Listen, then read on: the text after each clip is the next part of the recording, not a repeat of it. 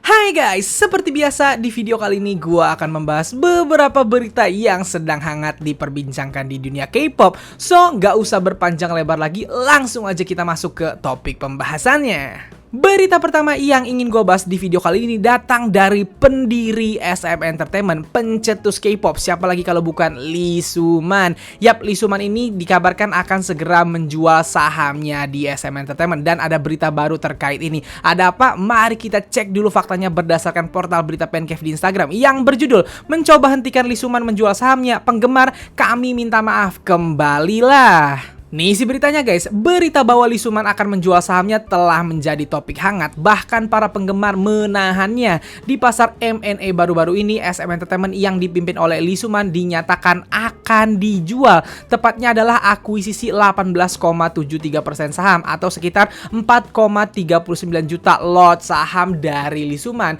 Kecuali Lee Soo-man, satu-satunya pemegang saham yang memegang lebih dari 5% saham adalah Korea Investment Trust Management, yaitu sebesar 5,04%.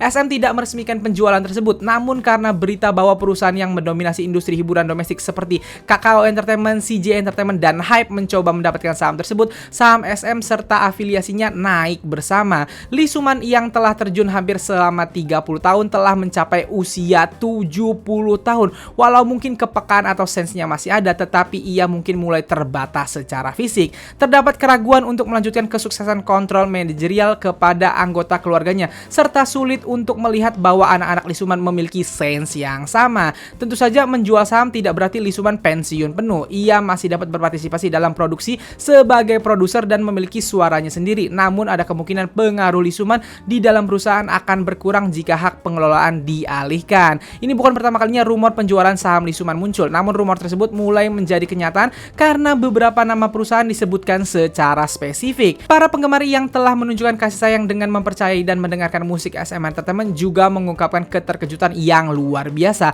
Beberapa penggemar juga mengisyaratkan bahwa Lee Soo-man harus bertanggung jawab atas perusahaan melalui tagar "Maaf Lee Soo-man, kembalilah Lee Soo-man." Ada juga yang berkata, "Aku mengumpatinya setiap hari, tetapi aku menyesal dia benar-benar pergi." Belum ada yang diresmikan mengenai hal ini, bahkan setelah penjualan, Lee Soo-man masih mungkin memberi pengaruh dan perubahan pada perusahaan. Nah, jadi itulah beritanya guys. Yap, Lee Soo-man ini dikabarkan dari beberapa bulan yang lalu katanya akan segera menjual sahamnya di SM Entertainment. Saham Lee Soo-man di SM itu tadi sebesar 18, berapa persen gitu. Intinya yang paling besar di SM Entertainment. Tentu dia adalah pendirinya gitu. Dan selama ini kita tahu bahwa SM itu bergerak penuh di bawah kendali Lee Soo-man. Jadi Lee Soo-man ini adalah produser eksekutif yang merencanakan, yang menyusun semuanya, dan tentunya apa yang kalian lihat di SM sekarang itu konsep buatan Lee Soo-man gitu. Nah, ketika Lee Soo-man tiba-tiba dikabarkan akan menjual sahamnya ini, tentunya ada beberapa SM stan yang gak pingin itu terjadi. Tentu gua tahu semua stan atau semua fans dari grup-grup dari agensi tertentu pasti punya love-hate relationship sama perusahaannya gitu. Pasti benci tapi cinta sama karyanya, cinta sama lagu-lagu mereka gitu, cinta sama MV, dance dan lain-lain, tapi benci sama treatmentnya lah, benci sama cara promonya lah, pasti seperti itu. Yang namanya perusahaan nggak ada yang namanya sempurna, pasti ada kelebihan, ada kekurangannya gitu, termasuk SM Stan. Banyak sekali gue juga punya temen SM Stan yang love-hate relationship aja gitu sama SM, suka karyanya tapi nggak suka sama cara menangani artisnya, biasanya seperti itu gitu. Tapi dibalik itu semua karya-karya SM itu datang dari buah pemikiran Lee Soo-man gitu. Jadi tentunya punya ketakutan sendiri nih para SM stan apabila Lee Soo-man menjual sahamnya. Kalau sahamnya terjual ke perusahaan baru yang punya ide yang justru merusak core yang sudah dibangun Lee Soo-man. For your information ya, Lee Soo-man itu pendiri K-pop, bukan cuma pendiri SM Entertainment. Grup pertama Lee Soo-man, HOT lah yang memulai K-pop gitu. Jadi K-pop itu core-nya bahkan adalah Lee Soo-man, bukan cuma SM Entertainment gitu. Nah, core SM Entertainment itu bener-bener udah dibuat sampai ke era aespa ini. Bahkan Lee Soo-man mencetuskan SM Cinematic Universe kan, SMCU gitu. Koreksi kalau gua salah namanya atau penyebutannya gitu. Intinya itu semua buah pemikiran beliau gitu. Kalau misalnya tiba-tiba saham beliau dibuat sama perusahaan lain atau diambil sama perusahaan atau orang lain yang ternyata idenya berbeda sama Lee Soo-man, tentunya akan merusak core itu tadi kan. Apalagi nama-nama perusahaan yang dikabarkan ingin memperebutkan saham Lee Soo-man ini adalah perusahaan-perusahaan besar yang begitu berpengaruh di dunia K-pop. Hype sempat dikabarkan, walaupun hype katanya nggak jadi. Sekarang tuh yang katanya kuat banget untuk memperebutkan ini adalah Kakao sama CJ. Semua K-popers tau lah CJ kayak apa. CJ itu yang punya Mnet. CJ itu perusahaan gede banget di Korea yang sering sekali bermasalah di industri gitu. Walaupun mereka kuat banget, tapi sering banget ada kontroversi datangnya dari mereka. Kalau sahamnya Lee Soo-man dibeli sama mereka, tuh bisa berubah SM gitu. Berubahnya seperti apa nggak tahu gitu. Dan itu tentunya membuat takut banyak fans, apalagi fans-fans dari grup-grupnya yang masih rookie atau yang umurnya masih bisa panjang banget. Contoh NCT Dream. NCT Dream tuh para personilnya masih akan lama sekali tuh untuk wamil. aespa baru banget debut. Red Velvet yang bahasanya nggak akan wamil kan, masih bisa panjang karirnya. Kalau tiba-tiba dijual terus diubah sama dia kan repot. Walaupun tadi dibilang Lee Soo-man pasti walaupun jual masih punya pengaruh, tapi pengaruhnya pasti akan sangat kecil karena dia udah bukan lagi pemegang saham yang punya power untuk mengatur segalanya gitu. Lee Soo-man udah jadi karyawan aja, produser biasa kalau dia udah nggak punya saham di sana gitu. Oh ya, for your information juga, tadi disebutkan bahwa alasan Lee Soo-man akan menjual sahamnya adalah karena dia sudah tua. Memang sudah tua sekali. Bapak atau Nyai Soo-man ini sudah 70 tahun gitu. Mungkin dia pengen pensiun dengan tenang gitu. Ya wajar kalau nanti dia jual gitu, tapi tetap ini membuat kita takut. Tapi bisa jadi juga guys, bisa jadi juga si pembeli saham Lee Soo-man ini justru adalah orang yang kreatif yang justru melanjutkan core SM jadi lebih baik, kan bisa jadi seperti itu juga gitu. Jadi ini adalah dua mata pisau gitu dibilangnya, bisa jadi bagus banget, bisa jadi wadaw banget gitu. Nah makanya di sini gue juga mau minta komentar dari kalian, opini kalian para SM stan atau fans dari artis SM misalnya seperti EXO-L, Reveluv, My atau NCTzen, Elf dan lain-lain gitu.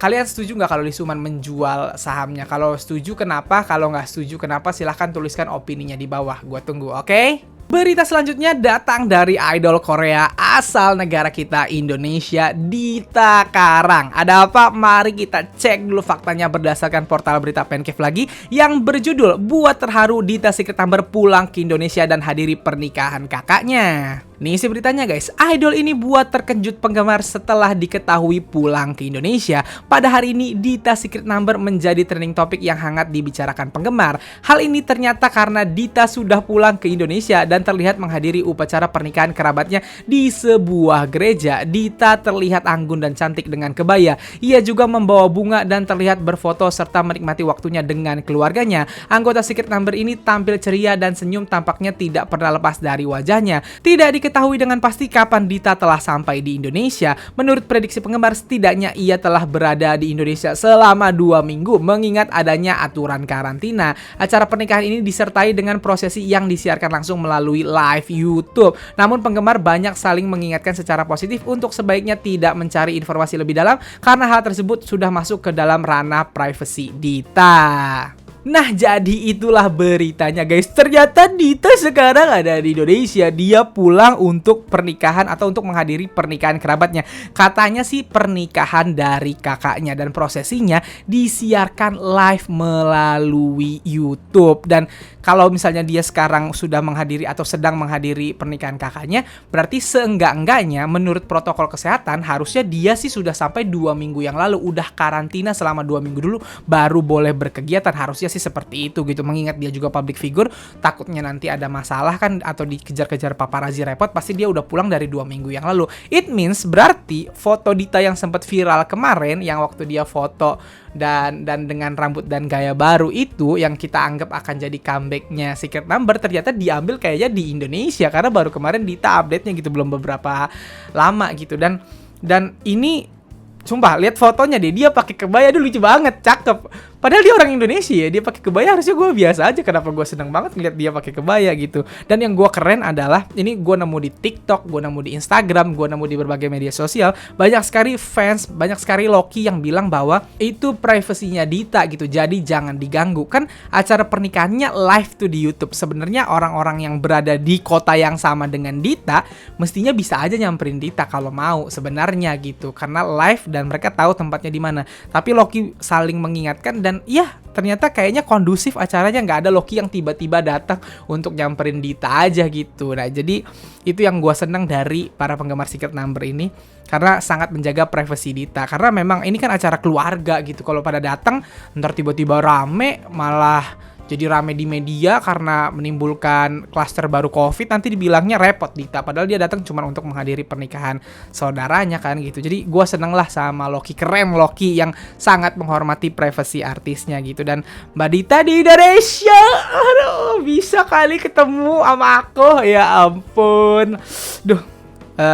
Ya udah itu sih yang mau gue bahas. Kenapa gue senang banget beritain tentang Dita. Intinya itu beritanya. Untuk Loki sekali lagi jaga privasi Dita. Keren udah jaga privasi Dita. Semoga Dita juga bisa balik ke Korea dengan santai, nggak ribet, nggak banyak yang ngerubungin juga. Semoga nggak ada yang aneh-aneh sampai dia balik lagi ke Korea. Dan mari kita tunggu comebacknya Secret Number. Oke? Dan berita terakhir, bukan berita sebenarnya, hal terakhir yang ingin gue bahas di video kali ini adalah first anniversary dari Treasure. Yap, Treasure akhirnya genap 1 tahun, dan di sini gue mau mengucapkan selamat kepada Treasure dan selamat kepada Teme. Tentunya gue juga Teme, jadi gue mengucapkan selamat kepada diri sendiri. Ya, akhirnya Treasure bisa melewati tahun pertama mereka dengan baik, debut dengan bagus kemarin, dan konten juga masih berjalan sampai hari ini. Di episode 58 T-Map mereka mengeluarkan lagu spesial untuk anniversary mereka Everyday. Silahkan didengerin lagu ciptaan mereka. Di situ diperlihatkan bagaimana mereka membuat beatnya, bagaimana mereka membuat liriknya, bagaimana mereka membuat MV-nya gitu. Dan itu menunjukkan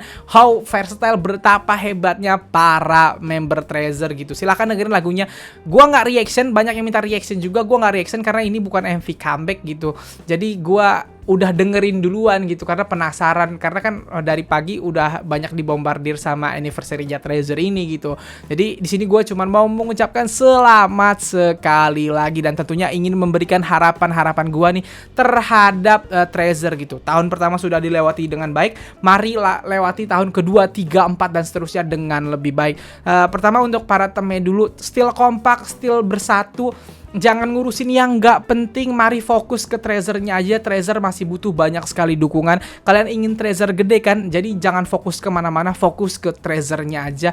Mari dukung terus Treasure-nya semampu kalian. Gue selalu bilang gitu, semampu kalian. Kalau ada hal-hal yang kalian nggak mampu, nggak usah dipaksakan. Gue yakin member Treasure-nya juga nggak akan maksa kalian untuk melakukan sesuatu yang kalian nggak mampu. Misalnya nggak mampu beli album, ya nggak apa-apa, nggak usah beli album dulu gitu. Kalau mampunya baru di streaming, ya nggak apa-apa, streaming dulu gitu. Intinya dukung terus Treasure sepenuh hati, sekuat yang kalian bisa gitu. Nggak usah maksain yang nggak perlu, dan hentikan atau mulai hindari yang namanya war, karena war nggak ada gunanya sama sekali. Sekali lagi, fokus dukung Treasure-nya aja, fokus ke fanbase Treasure-nya aja, fokus ke konten-konten Treasure-nya aja. Kalau ada yang nyenggol, ya blok aja, lupain aja, ilangin aja gitu. Nggak usah habisin waktu untuk ke tempat yang lain. Itu untuk para Teme. Dan untuk Treasure, selalu setiap kali bahas Treasure, harapan gue selalu sama.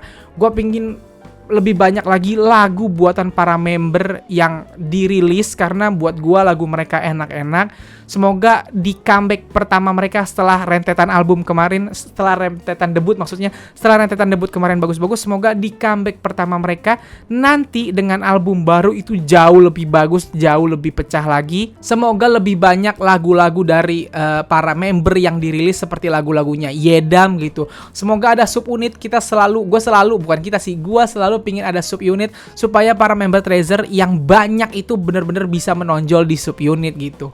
Dan semoga mereka lebih banyak dapat kegiatan walaupun COVID ya. Semoga lebih banyak kegiatan di variety show atau di mana, karena mereka lucu gitu. Di konten mereka aja mereka lucu, apalagi dibawa ke Running Man, ke Knowing Brothers dan lain-lain. Dan tentunya harapan terbesar adalah COVID hilang dan mereka bisa konser di Indonesia. Lightstick mereka sudah ada, kita sudah hafal lagunya, sudah banyak sekali fansnya. Kalau mereka bisa konser di Indonesia, tentunya lengkaplah kita yang pingin nonton Treasure atau para fans Treasure ini, lengkap keinginannya gitu. Jadi mari doakan si COVID ini cepat hilang dan membuat Treasure ke Indonesia. Sekali lagi gue bilang selamat kepada Treasure, selamat kepada Teme. Gue seneng banget fandomnya baru tapi terasa kuat, terasa suportif, terasa positif. Dari gue sih ngerasanya gitu ya, gue belum merasakan toxic itu ke gue gitu, toxic fans ke gue, dan jangan sampai itu terjadi. Sekali lagi Teme, dukung terus Treasure, dengan cara yang kalian bisa. Dan Treasure, semoga Treasure semakin maju dan semakin maju lagi. Semoga tahun ini segera comeback di semester 2 tahun 2021 ini. Amin. Nah guys, jadi segitu dulu pembahasan dari gua di video kali ini. Kalau kalian suka video ini silahkan like dan share ke teman-teman K-popers kalian. Kalau kalian mau kenal gua, kalian bisa follow gua di Instagram, bisa juga follow gua di TikTok dengan nama yang sama, Ihsan Mahendra. Di situ gua akan ngebahas tentang berita maupun trivia-trivia K-pop juga. Dan kalau belum subscribe channel gua seperti biasa, silahkan deh subscribe. Sekian dari gua. Bye.